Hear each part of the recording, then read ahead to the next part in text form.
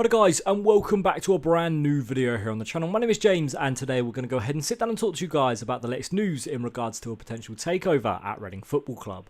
After days and days and days of absolutely nothing, everyone was claiming to be ITK and in the know when it comes to the takeover. Everyone had their special inside sources and stuff like that. Nothing had really come out over the last week or two. Everything had kind of gone a little bit quiet, you know, the videos had kind of slowed down a little bit. But finally today, we've had some communication, and it's not from people reporting it, it's officially from the club too. It kind of came out of nowhere and surprised me. I was on my lunch break and all of a sudden had this notification come through. But as we can see from the Reading's official club statement, that the club can confirm Mr. Dye has committed to a letter of intent with a potential purchaser of Reading Football Club.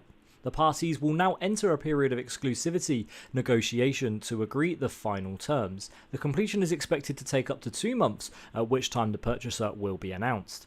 The transaction would include the transfer of Mr. Dye's shareholding in the Reading Football Club Limited, as well as the Select Car Leasing Stadium and Bearwood Training Ground. The club will communicate with further updates when appropriate.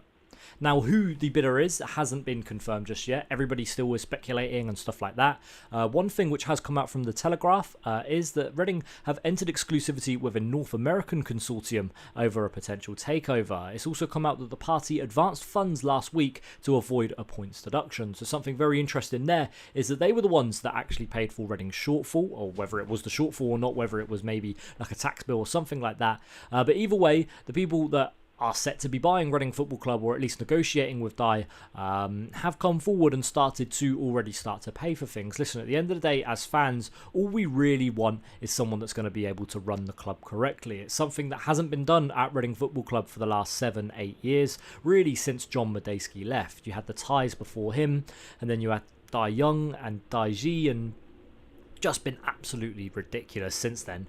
A lot of money's been spent. Sometimes we loved it, sometimes we hated it, but at the end of the day, Reading Football Club have not been run correctly, and really all we want is for Reading to be run great.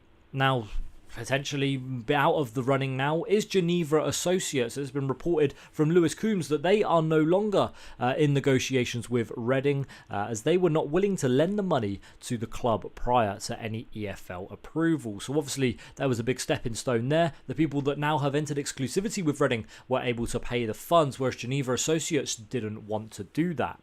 Now, another thing which has come out and which has kind of been speculated and rumoured is that the Wilf brothers are potentially someone that could be purchasing Reading Football Club. Now, they own an NFL team.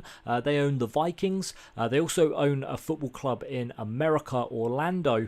So it'll be interesting to see whether or not they come in. Now, I spoke about how we really want the people that own Reading Football Club to be good for the club. Now, something that's quite interesting is that the NFL Players Association do a survey every single year. And they kind of release a scorecard on every team's owners, and it, you know, factors in the ownership with really how great they think it's being run.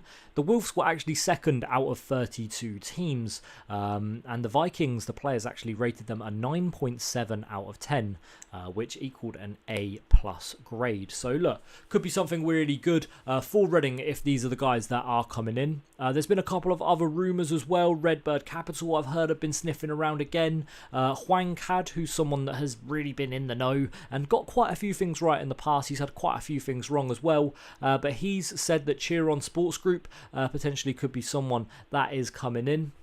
Another thing as well, he's been quite cryptic with his tweets as well. He said, Steve Biscotti, like the biscuit you Europeans have with coffee. Reading FC used to be biscuit people, didn't you? Fitting if correct. So it'll be interesting really to see who is set to be coming in and taking over Reading Football Club. Either way, like I've said, I'm not going to sit here and speculate too much who it is, but all we want is for them to care about the club. Now, Reading have actually had some transfer news as well come out today. It's reported by Daniel Marsh that Reading are keen on signing 18-year-old Chippenham Town defender Dan Ellison. He's available for a £10,000 fee, but obviously Reading are currently under a transfer embargo. You never know, if this deal goes through, potentially might be able to have that transfer embargo lifted. But look, it's good to see Reading back scouting in these lower leagues and looking for great players that potentially have potential, and yeah, be able to come into the side for dirt cheap as well.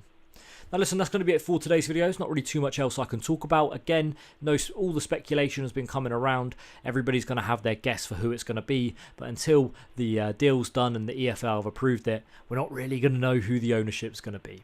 that's going to be it for this video there today, guys. Thank you very much for watching. My name's been James, and we'll see you all again very soon. Thanks for watching. We'll see you next time. Bye-bye.